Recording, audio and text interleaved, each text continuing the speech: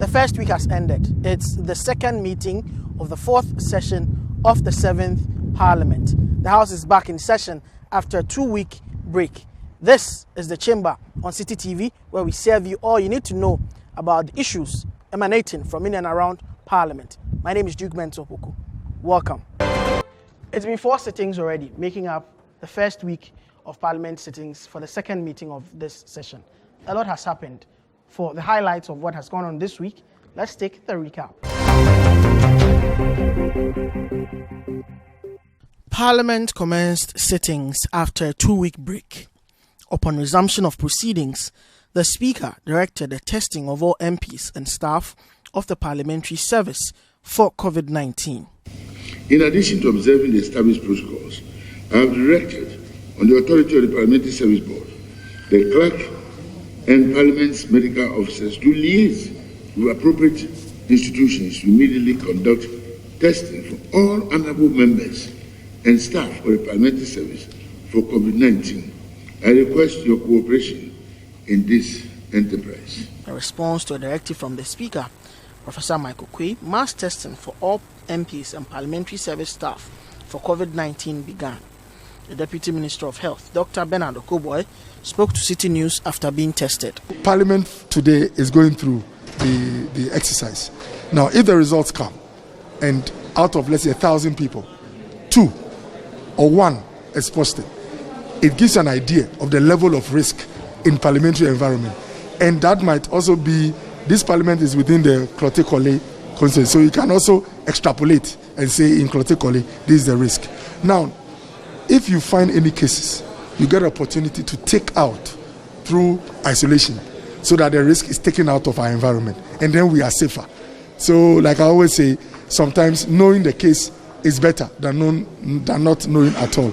Apart from Parliament, I think we can repeat the exercise for other groups. We can go out there and do it for, let's say, all trotro drivers in Accra or trotro drivers at Tema Station, so that you can say that amongst the commercial drivers, the risk is at this level. It's a way to monitor the level of the virus in the population and to tell whether largely we are safe or we have to take some extra measures. The Health Minister, Kwaku Agyeman-Manu, was in the House to give an update to members on the case count of COVID-19 and the situation with meningitis in the Upper East and West region. Some MPs contributed to the deliberations on the matter. I want to see on TV some evidence of death admissions, because when you state that this number of people are dead, but they have not seen anything like that, because I'm giving you a feedback. It's not from me. I'm giving you a feedback, and as leaders and government, what we do here is to give you a feedback, so you don't need to be emotional. You don't need to like somebody is not believing you and that kind of thing. It's just a feedback I'm giving. Mr. Speaker, if you have to spend an hour talking about the things you have done, then you have done nothing. Because the very things you have done will speak for you. Unquote. Mr. Speaker, we might be doing well as a country, but I also think that we are talking too much as a government and not really interrogating and explaining the data that we are bringing out. The standard is that your patient must first be well without any symptoms. That's the first stage. Secondly, your patient must test negative. That's the second stage. And then thirdly, your patient must go for a second test and record a second negative successive test before you are tagged with COVID. So if today, 1,000 individuals who are doing well and fine, who have tested negative already and are in their own, either at isolation or in their own homes, all they are waiting for is for Noguchi to bring their sample result and tell us that it's negative for the second time. So tomorrow morning, when you hear that 1,000 more people have recovered, it doesn't mean they were vomiting and now they can eat. It only tells you that their second negative test has arrived. On the floor of the House, former Minister of Health and Wa West MP Joseph Yelechre waded into the debate on the lifting of restrictions on schools, churches, and other forms of public gatherings. From the past few days, there's been talk about opening up more for the restrictions to be relaxed so that many more activities can take place. One of them is whether we should begin to open up our churches, and the assurance that we will maintain social distancing whilst worshiping the Lord, and also schools to reopen. Again, my position on this matter is very clear. We have to hasten slowly, because in France, when they opened the schools, they've just closed them again. The Appointments Committee of the House convened last week to vet the 4 nominees of the President for spots on the bench of the Apex Court. Justices Honyenuga and Tanko Amidu were elevated from the Court of Appeal, while Yoni Kulendi and Professor Henrietta Mensah were plucked from private legal practice and academia, respectively. The point of controversy in the hearings had to do with Justice Honyenuga's tacit endorsement of the President's bid for a second term in his capacity as a traditional ruler. But during the debate on his approval, Minority Leader Haruna Idrisu said the minority would not hold that against him after he publicly apologized. On Justice Clement Jackson Honyenuga, also an appeal court judge being elevated to the Supreme Court. Initially, in the course of the hearing, the chairman had to disallow a question from one of our colleagues for some reason that the minority expressed are described. But Mr. Speaker, what is important is that he has been asked to elucidate further a comment attributable to him sometime that he made. And that comment was about his public declaration of support for President Nana Addo Dankwa in second term, which was reported heavily by the Daily Graphic. The Speaker, significantly, and to capture his words, he said he did it in order to win development projects and as a chief. And what was particular was that he said, "I'm sorry, and I apologize." I do not think that anybody should want to hold this against him beyond "I'm sorry and I apologize." The pre-tertiary education bill is currently at the consideration stage in Parliament. Teacher unions have expressed varied forms of opposition to the bill, especially plans to decentralize the management of public schools as captured in the bill. The Ministry of Education has written to Parliament to delete the relevant portions from the bill, but the chairman of the Education Committee in the House, William Kwetu, says the teacher unions may have to resort to the courts to deal with already existing laws on the decentralization of education. And that the minister has realized that, well, those clauses have already been legislated on. There's an enactment considering that in the Local Government Act. There's no point having them there. Only courts that will prevent the implementation of this legislation. Yes, it's a law. It's already a law in existence.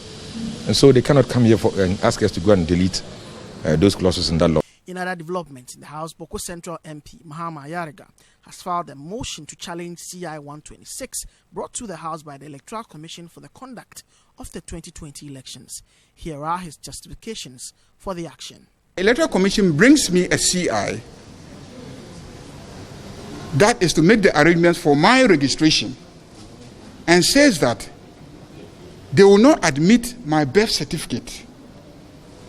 Now, how is the Electoral Commission going to determine that I am 18 years of age and above, if not my birth certificate? If not my birth certificate, what document will tell you that I am 18 years and above? And yet the Constitution says that I must be 18 years and above. The minority began a crusade to get the chairperson of the Electoral Commission hauled to Parliament before the House went on recess. Barely a week into the new meeting, the minority has renewed the cause. Here is Minority Leader Haruna Idrisu. I need definite details. We need to interrogate their procurement issues, their budget issues, post-COVID, and then have an understanding of what they intend to do, carrying the country along in discharging their mandate under the Constitution in conducting the 2020 presidential and parliamentary election. He's assured me. So I want a definite assurance today. When are they appearing? Are they coming before the special budget committee or they are coming before committee of the whole? Majority leaders' attention that the Honorable Mahama Ayarga have filed a motion for some action pursuant to Article 11 and subsidiary legislation on the Electoral Commission and the instrument before us. I know I handed it over to the table. Your action on it would be awaited, Mr. Speaker. Following government's announcement regarding the expected arrival of about 245 Ghanaians deported from Kuwait, the minority and majority sides of the House reacted to the development. Just this morning, I heard the minister responsible for information indicating that they are going to evacuate Ghanaians from Kuwait. At least, government is learning to be responsible. This is what is done in every jurisdiction. As a government, you owe a duty of care to every Ghanaian outside this country. And I believe that government should have seen this long ago. This morning, I heard the minister responsible for information outlining the protocols they would take Ghanaians in Kuwait through, including quarantining on arrival. And that's exactly what was expected of government during the early days of COVID-19. They have written to the ministry, and the ministry are taking cognizance of the correspondence from the Kuwaiti government. Now, the ministry has gone ahead to assess the Kuwaiti government in that context, because there were some Ghanaians who do not have passports, and therefore they needed to be issued with travel documents to facilitate and enable them go through the deportation as per law permits. What a week it has been, from the approval of Supreme Court Justice nominees to discussions around almighty COVID and many more in Parliament. We'll take a break here. When I come back, there is more on the chamber. Hello, welcome back from the break. This is the From the Floor segment right here on the chamber on Citi TV. I have with me here two members of Parliament, seasoned legislators for that matter, who will be helping me discuss the major issues in Parliament this week and those regarding the work of Parliament that have come up. I have with me the Honourable Member of Parliament for Pandai, First Deputy Majority Chief Whip, the Honourable Matthew Nyenda. Welcome, sir. Thank you. Next to him is the former leader of this House, Member of Parliament for Wa Central, the Honourable Dr. Abdul Rashid Poku. Welcome, sir. Thank you. So let's begin with the issues surrounding, of course, the world is battling a global pandemic now, the COVID-19. Parliament did not even enjoy the full term of its recess after the first meeting ended. The House was suspended.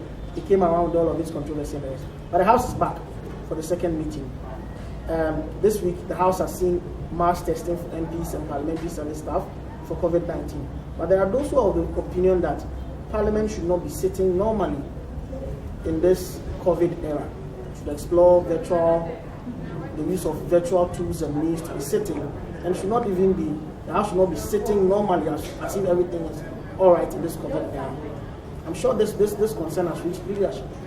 Yes, let me say hi to your viewers and thank you for this great opportunity for us to look at what actually took place this week in Parliament. I think just like you rightly said, we are not in normal times and COVID is a serious issue. The whole world is battling with it, and obviously it has affected our lives generally. So Parliament is no exception. And you know, even when the pandemic started, Parliament was like, are we going to break? Are we going to sit down? But Parliament is the people. So sometimes we needed Parliament to be able to come out with laws that will back the executive to be able to fight the pandemic. So even in the midst of the novel pandemic, we're still working. And I remember the controversy as to whether we were adjourning or we're suspending because of this COVID thing. Eventually we have to be recalled, and finally we adjourned. Our period of stay at home also very short. We asked to come back as legislators to see how we can work, and we are expected to do no less than 12 weeks if things go on normal, but like you rightly said, we are not in normal times. We could suspend or adjourn, looking at how events will move. Now back to the question of if Parliament to be sitting. Yes, I have listened to a lot of people, even the minority leader, who always remind us that, look, COVID is around.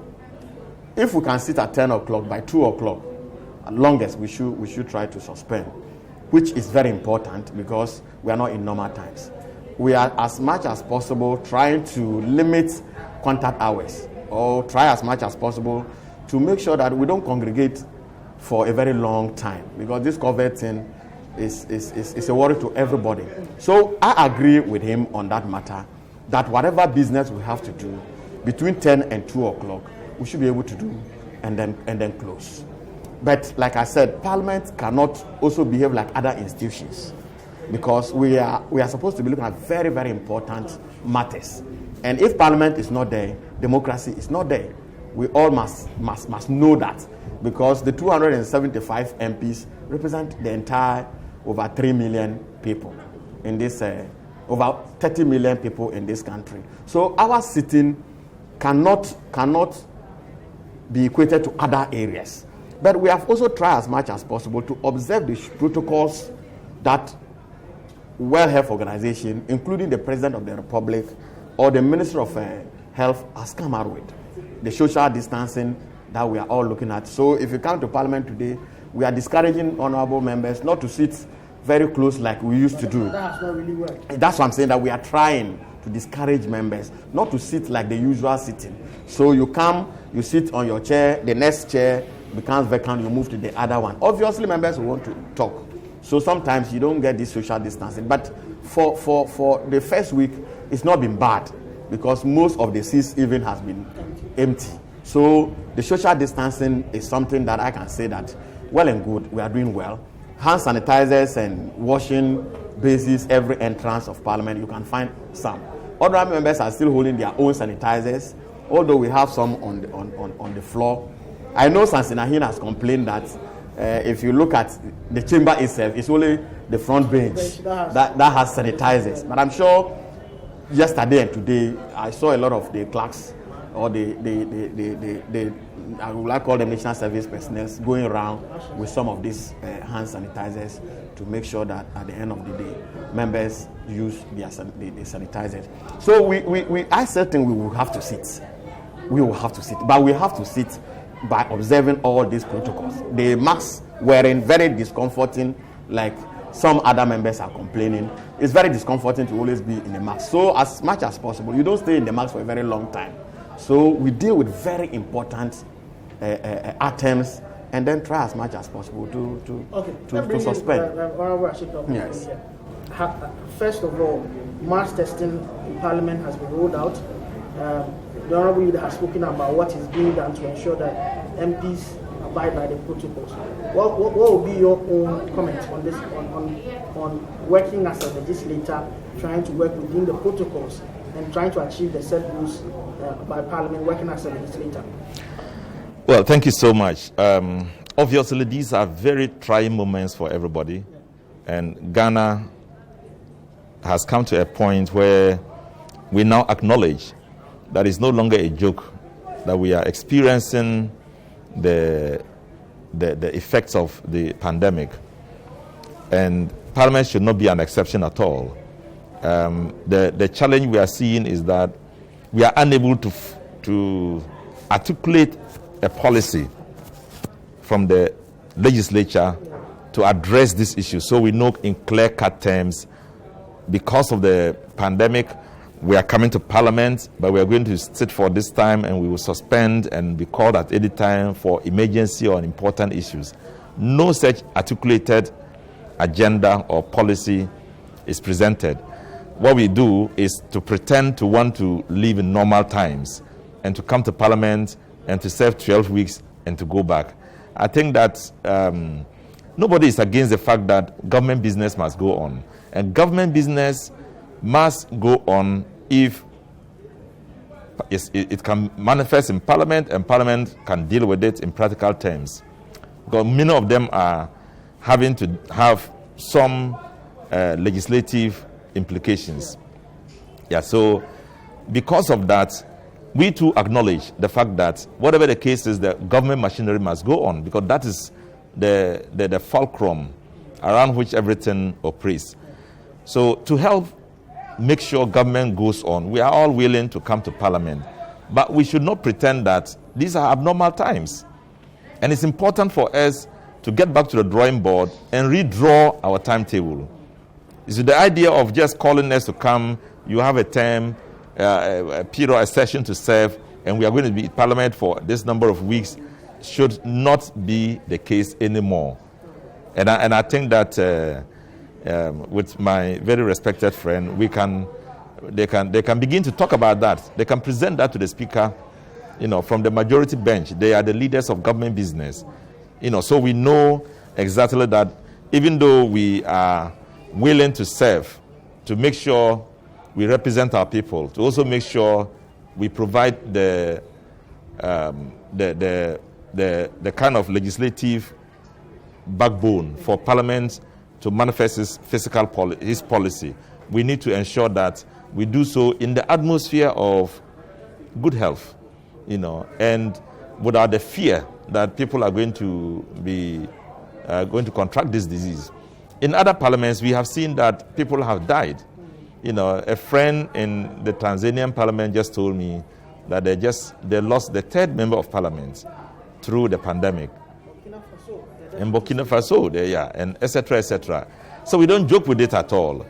Once you get introduced into the place, then everybody catches it, or as many people as possible catches it. Look at just a factory in Tema. One person walk into the factory with the disease, and more than 500 people are affected. So much as we want to do government business, it's important for us to look at how we want to do it. I think that even though we were against the fact that the Speaker came out with an innovation of suspending Parliament when he should just have adjourned it indefinitely, because of the fact that we had come to the end of it. We were against the fact that we had come to the end of a session, and he needed to adjourn Senate die. He didn't, and he suspended it. Now, but this is the time for him to use that policy.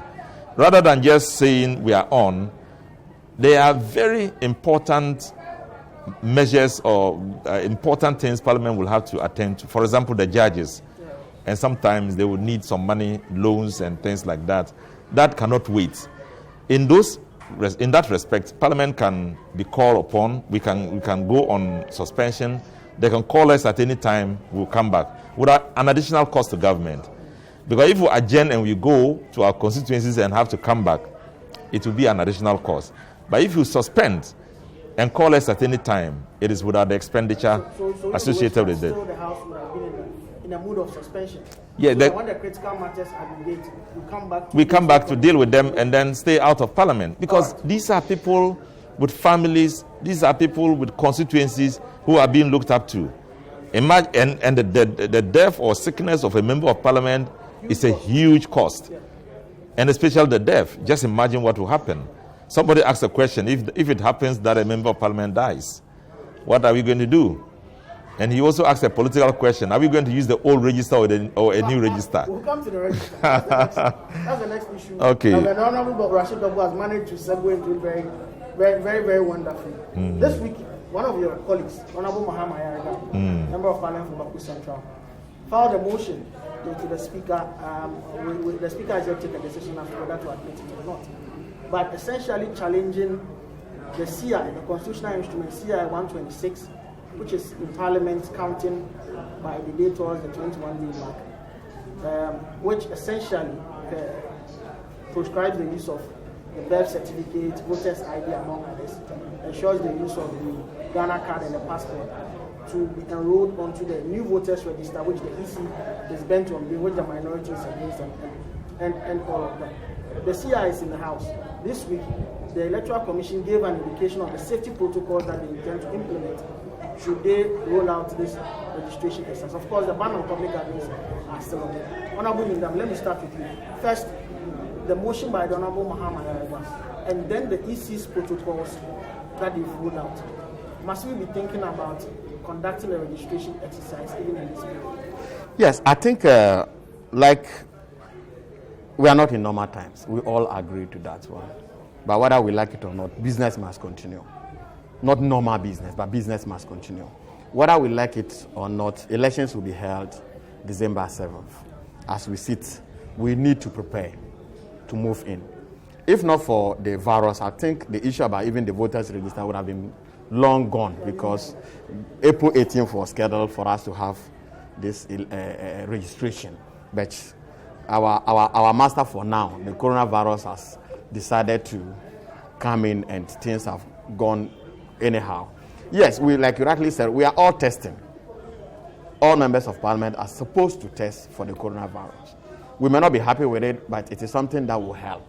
Because when you get to know your status, it means you have behaved well within this period. So keep behaving well, such that you don't get in touch with this virus. All protocols must be observed. Okay? What I have seen about this virus is that, look, we need to observe the protocols. With the Electoral Commissioner and Mahama Yege's motion, yes, the motion is yet to be admitted by Speaker, just like the majority leader said. We expect the motion to come. We will know what he sought to achieve with that motion. But if it's about stopping the Electoral Commissioner from performing, obviously, we are not going to support it. I know the minority has tried severally to stop the Electoral Commissioner from registering or coming up with a new register. So you supported a new register? That has always been our call, even in opposition. We've always wanted to have a new register. What's wrong with the old register? You see, we all know the challenges. We all talk about it being bloated. We're talking about people that are not supposed to be on it and they are on it. We can talk about the initial qualification to be on the voters register, where we have to use the driver's license, where you have to use the NHIA, you have to use the old voters register, and all those things. We all know the court ruling about Abu Ramadan and the Electoral Commissioner with regards to the NHIA, where they were asked to go and clean the register. We all know that has been so challenging because the Electoral Commissioner itself has not been able to clean the register. So we have won the election. They always advocate that, look, we have won the election by over 1 million votes. So why are we running away from the register? And I tell them that, look, the fact that you drove a car that has given you problems from Kumasi to Accra, with short, we call something short, or where your carburetor has given you a problem, but you drove the car from Kumasi to Accra safely, doesn't mean that you will not change the part that is worrying you, or you will not buy a new engine if it so be. The fact that we won with the register doesn't mean that if it's having challenges, we should not change it. In any case, the Electoral Commissioner has come out clearly. So there is no ambiguity in it. There is no debate in it. We are going ahead to have it. They have come out with their protocols that we all have to observe. Very realistic. Imagine how even during the limited registration exercise that was held last year. Yes. Imagine, even that one which was limited registration. Yes. You go to a normal police center. Yes. Is it realistic? Very realistic. What is it about? To test temperatures, to have people sanitize their hands, to say that you keep 25 people at a polling station. Yes. Is that realistic? You see, for now, they are being limited to 25 because, as we speak today, it's only 25 people who can congregate per the directives from the president. As we speak, God's willing Sunday, we expect the president to come and address this again because by 31st, it will elapse. So we expect some address and some way forward. Are you getting me? But if you are talking about whether it's feasible or not feasible, are we going to vote or we are not going to vote? Because not vote will be in a constitutional crisis. But it's the same, exactly. So they are the same people who are going to vote. Okay? If we are saying that we can't register because we have COVID-19, so we are not going to observe the protocol. We are going to observe the protocols, but it's like it's not realistic. So December 7th, we are not out of COVID-19. We don't know what will happen. So if December 7th we still have COVID-19, are we going to vote or we are not going to vote? So it is not about the Electoral Commissioner coming out with a new register or not coming out with a new. That debate is over. It is totally over. We're going to have it. We must all make sure that we observe and maintain and make sure that we observe the protocols that the Electoral Commissioner has. The LI pass? The LI obviously will pass. Are you getting me? But their attitude by getting one of them to come out with a motion to stop the Electoral Commission. Obviously, it wouldn't gel because I know it will be aborted. It is definitely not going to pass. Okay, all right. Honorable question. Obviously, this motion, for it to be carried, will require 2/3 of the House. That's to say, like trying to make a molehill out of it. It's a Herculean task for the minority to be able to get 2/3 to push this motion. That aside, the Speaker is here to admit it or not. The EC, on the other hand, is going ahead to roll out its protocol. At least we've seen what they intend to do if they are going to roll out this registration exercise, which they have said that they will do. The minority will have none of that. Why is the NDC opposed, or the minority opposed to this new register and to this CI that is counting by the day? Well, I'm very sure you've heard the various arguments by the minority. It's not just about this motion, this thing filed by motion filed by Honorable Ayarga.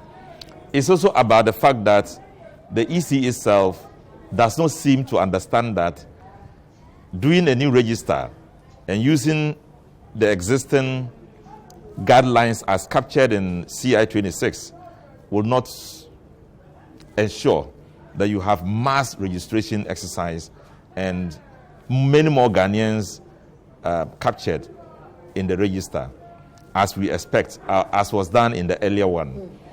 Because imagine the indication in the CI saying that only 2 items can be used. One is a passport, the other is the Ghana card. How many people have been registered by the Ghana card? Out of about 11 million voters, and out of a population, okay, maybe about 50 million voters, 60, I think the present register, the old one is 60 million. I'm sure by now it will be about 20 million Ghanaians. Registered 11 million. The fact that but that's everybody, including non-voters, you know. So in effect, you get about 55 million people who are here is about 5.6 million people who are registered, who are capable to are up to the age of voting. And you are dependent on that to register 30 million people or 20 million people. That's why there's a passport. That's why there's also a method to vouch for people. One person who has acquired the card can vouch for as many as 10 people to also be registered. We have seen it. It's a trick. That's a provision in the, we suspect that this is. Let me tell you that when the Ghana card was being done, and they said, well, you can bring an attorney to justify that you have the age, or you can bring somebody. You come, they tell you to fill a form.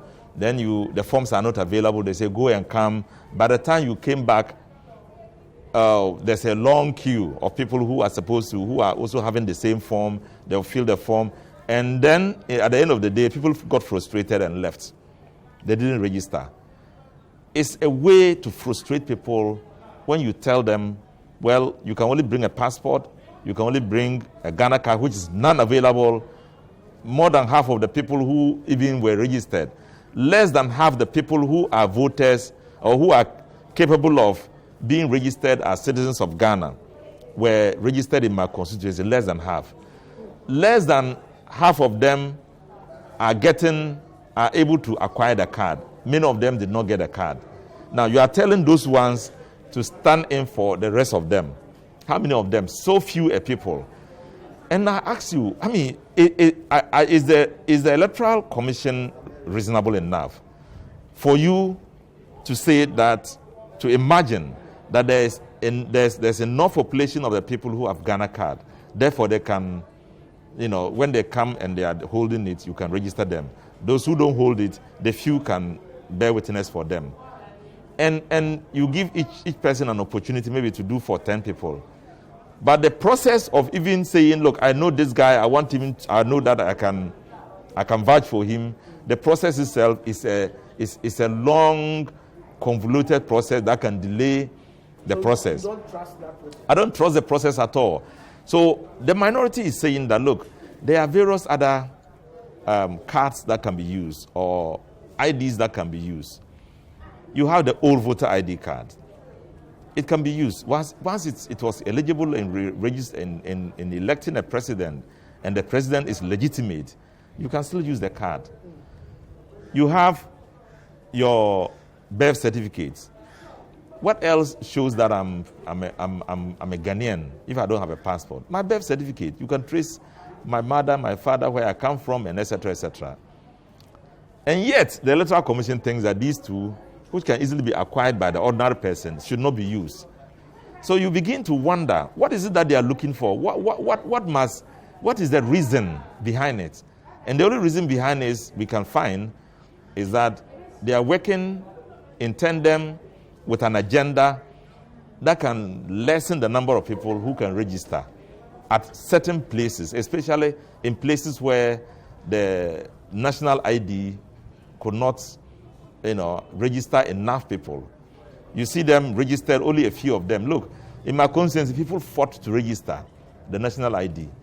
There were still long queues when they decided that the time was over. They left the queues and went away. So how did they get registered again? How are you going to depend on such people? Especially when they don't have passports. They don't have passport, of course. They don't have passport. So if this motion succeeds in a way and there's an amendment and there's, say, the addition of the birth set, is that something that will be acceptable? It will be acceptable, but it will not go because the majority is determined to work, like he's saying. He said they have to go on, and he's adding himself to the Electoral Commission. We'll go on with it, and it will happen. So when the majority is insisting they will go on with it, it shows that they are going to vote against this. They are not going to vote as MPs, they are going to vote as political party. Which means that the motion will fail at the end of the day. It will fail because they will not support it. And if it does fail, we have made a point to the people of Ghana that in order for our democracy to strive, in order to uphold the tenets of our democracy, transparency and accountability, we need to make sure we cover as many electorates or potential electorates as possible. If we do what they are doing, we are going to go with half strength to the polls. It's going to cause us problems. Okay. We are not going to have the kind of leverage that will enable as many Ghanaians as possible to go to the polls and vote. And democracy is the one that will suffer. All right. Okay. So final issue. This week, a letter surfaced from the Office of the Auditor General addressed to the Chief of Staff. Some of your former colleagues in Parliament from 2005 to 2009, a number of them have written to petition the Chief of Staff that some salary arrears of theirs, totality some 29.6 million Ghana cedis, has not been paid by government, and they want that money paid. The Auditor General says there are no sufficient grounds for that amount to be paid. Some of them have said they will pursue this issue to their last breath, even if it means taking it to international courts. Let me begin with you, the Honorable Matthew Linda. What will be your own comments about this issue, first of all, looking at how it is to be a member of Parliament and how it is for your salary not to be paid or to be in arrears?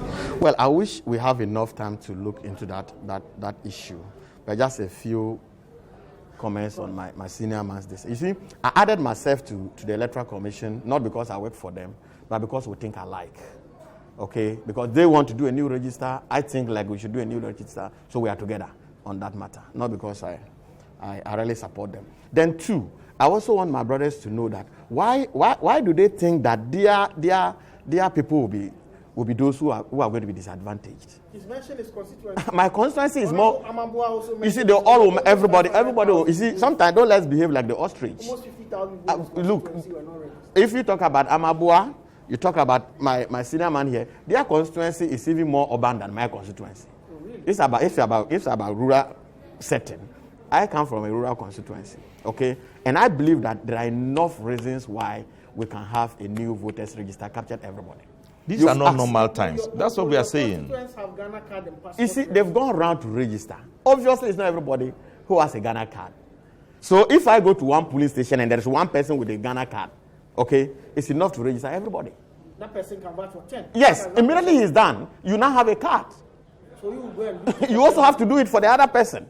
So you think that method is... It is a very, it has always been with us. And that will work. Do you see, why we are not supposed to use the old ID card is because if I have been on that, the old register illegally, okay, and I have a card, I could come back to use it as a proof of evidence to get on it again. So what is the use of coming out with a new register? Obviously, there's no need. Are you getting me? So, as for their issues, we will continue to look at it. But I think that with or without the new register, we'll still win the elections. We will still win the elections. It's clean. Are you getting me? We will do it because we have worked and will continue to work. Now, let me come back to the arrears. You see, unfortunately, I have not looked at the document, but from my little experience as a member of parliament, I don't think my colleagues are far from the truth. Because as we sit here, you don't even know your salary. You are enjoying the salary of the CIF parliament. So as you sit here, you don't know your salary. And this is not the first time. This has been the practice. There are allowances that are due you. As you sit here, you don't know. So until that presidential commission, okay, is put together to determine your emoluments, as you sit here, you don't know. So it is very reasonable that those who are fighting currently will have a case. 29 million cities. It's not about one person. The 29, it's not about being in COVID time, okay? If there's one thing knowing you owe me, and there's one thing paying me, okay? They have petition. It is not about the Auditor General to just sit there and say that I disagree with you people. On what basis do you disagree with those people? What are his reasons? Conflict of interest. Like some of the people who are due that money are in government today. So therefore, you mentioned the fact that some people are being investigated for double salary. It doesn't. You see, if you box the issues together, you get it wrong. That's what I'm saying. I have not studied the document very well, but I'm telling you from experience that on this, it is possible. It can happen. It can happen. I'm not even saying he has no. It can happen. But the fact that I've taken double salary and government owes me doesn't mean that it has cancelled off my what I'm due. I get it, but I'm telling you from experience that it is possible that these members who have not received some kind of arrears would have been owed by government, and government must look at it properly. And I'm sure those who are raising the issue that look, they will even go to the Supreme Court to battle this, or even go to which international court to battle this matter out. It tells you they have enough evidence. I'm sure my brother would have been one of them. I cannot tell because I wasn't part of that particular. I wasn't part of that parliament. But I'm telling you, if the issue is interrogated detail and looked at positively, something will come out from it. Yes. Yeah. I'll defer to my brother, and I will also urge that whoever is responsible, we want to get things done right. You know, no cutting corners. If it's right, they should do the right thing. And I don't want to go deeper into the comments. Because you're part of that batch? Yeah, not just because of that. These are committed, these are general issues. And because they are of general nature, I will implore the executive to work with it and to come out with something that can be acceptable to all of us. But essentially, on the last issue, I just think that both the Electoral Commission and the MPP should come down and look at the objective situation now, the objective things on the ground now. It's not about going to get a law and by all means doing it in the midst of these difficulties. We can always temper the legal process with the circumstances at the time. Okay. You know, and these circumstances are terrible circumstances. Okay. Thank you very much. The Honorable Martin Mundam, MP Mandai, also First Deputy Majority. And your teacher. Add that one. First Deputy Majority. Your teacher. And my teacher. Good. Taught me social Hey, Alice. Yes. Hey, you are a big man. Yes. Okay. All right. And then the Honorable Dr. Abdul Rashid, Member of Parliament for our sector. Thank you very much, gentlemen. Thank you. You are therefore watching. We'll be back after this break. This is the Chamber. Hello and welcome back from the break. This is Duke's View. It's been an interesting first week since the House returned from short-lived recess for the second meeting. The House generally been dominated by issues surrounding COVID. Of course, also the Supreme Court justices were approved, 4 of them, onto the Apex Court bench. But the major issue has got to do with COVID-19 and Parliament's own response to prevent an outbreak here. on the orders of the Parliamentary Service Board, the Speaker directed this week that there should be mass testing for all members of Parliament, parliamentary service staff, auxiliary staff, and I've been tested also for COVID-19 this week as part of course, I'm auxiliary staff, members of the Parliamentary Press Corps working in Parliament have been tested because essentially also part of the parliamentary community and the parliamentary enclave. This forms part of some of the measures that Parliament have put in place. Almost every 1-2 meters you walk in Parliament, you see a sanitizer. There is an abundance of Veronica buckets, running water, soap here in Parliament. So it's impressive. It's impressive the kind of system Parliament has put in place in terms of the preventive protocols. But there is one of the preventive protocols that I think that Parliament needs to take seriously. Its implementation and its adherence by members of the House. It's the issue of social distancing. The Chamber of Parliament is configured for 275 members. Of course, hardly on all occasions would you see all members of Parliament, the 275 members, in Parliament, except State of the Nation or Budget or Media Review. That's when you see all members in Parliament, all the 275 seats in Parliament occupied. On normal days, you don't see all of that. So there is enough room for social distancing to be practiced, or fiscal distancing to be practiced in the chamber of the House. But we have not seen that. Before the House came back into session, in response to calls, the majority leader said the House or leadership would consider having members sit in the public gallery to ensure that there is efficient and effective fiscal distancing or social distancing in the House. But this has not happened, with the exception of the passing of, cursory, jovial remarks in Parliament on 2 occasions by the majority leader that, some social distancing not being observed by the front bench of the minority, which elicited some laughter. And then during the renewal of the business statement, it also came up again, and quickly some members tried, to leave a space or 1 or 2 between them. I think that it's one of the things that the House is not taking seriously. Is the only protocol in my view that the House is not taking seriously. Of course, with the mask, once you get into the precincts of the House, the ushers are willing and happy, to give you a mask, hand it over to you. It's one of the easiest commodities to acquire in Parliament these days. But the fiscal and social distancing, from all indications, from what has happened in the first week of this meeting, the second meeting of this session, the fiscal distancing, social distancing is something that Parliament is not taking seriously. Even when you come to the cafeteria is the melting pot, the boiling point of all discussions and small chop and small talk before the session in the main chamber. Social distancing is not being observed from all indications there, and also in the chamber. So I think that the leadership of the House and the leadership of both sides should take a very, very long and hard look at how they can enforce that. Because for me, that is the only thing that is deducting huge marks away from the observance and the adherence to the safety protocols against COVID-19 in Parliament. Parliament has done well with the placement of hand sanitizers, automatic ones and manual ones, at almost every vantage point. That's good. Distribution of face mask, A1, wonderful. Now mass testing, even equally superb. But the fiscal distancing, Parliament has failed in that regard. They get an F. They get a 0 for that. And I think the leadership of the House should work on that. There are about 11 more weeks for the House to go back on recess before the 3rd meeting. And I think that this is something that the House should take into consideration. That's my view for the week. That's how we wrap up this week's edition of The Chamber right here on Citi TV. My name is Mensah Opoku. See you same time next week on this channel.